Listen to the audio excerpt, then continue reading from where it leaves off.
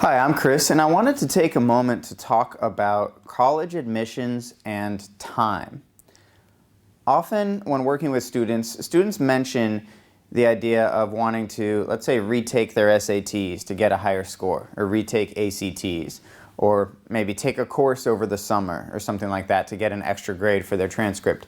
And those are all good ideas because, as we well know, if you increase your SAT score or ACT score, or if you take more classes, especially if you do well in those classes, then that can boost your transcript or it can boost your overall application to allow you to gain admissions into the college or university of your choice.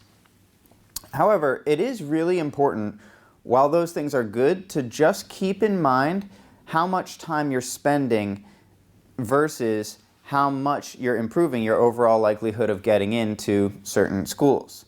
So for example, if you were to plan on retaking your SAT fall of senior year, let's say you took the test a few times junior year, you got scores you were okay with, but you thought maybe there was a section or two you could improve in, and you wanted to go ahead and retake it in the fall of senior year in order to boost your overall application. Well, let's take a look at the total amount of time investment that would require. If you prepare for that SAT exam over the course of the summer, and let's say you spend a total of 100 hours preparing for that SAT in order to try to get that higher score. Well, if your score went up by, let's say, 50 or 60 points in each section, then that's likely to be enough of a score difference. That would be 150 or 180 total points. That's likely to be enough of a score difference that it might open a couple doors that weren't otherwise open to you, with your previous score. And it might be a good use of that 100 hours. However, if you invest that amount of time, and depending on where you fall within the score range, sometimes it's harder to improve. So let's say you invest 100 hours of time preparing to try to go from a 730 in a section up to a 750 or something like that. In that situation, those 20 points, in the grand scheme of things, if you already had a 730, those 20 points likely aren't opening the doors to schools that you wouldn't have otherwise had a chance of getting into already.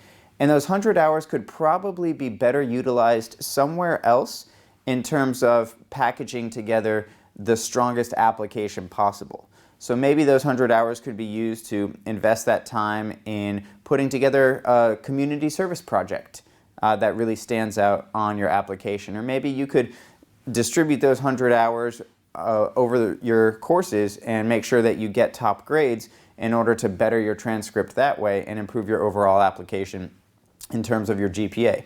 So whatever the case is, it's up to you to make that decision, but it is important to just keep in mind that an improved SAT score, whether it's 10 points or 20 points or 30 points or 100 points, or an improved ACT score, whether it's 1 or 2 points or 5 points or 7 points, whatever that improvement is, there is some thought that should go into it in terms of how much am I likely to improve versus where else could I spend that time and how much would that better my application overall.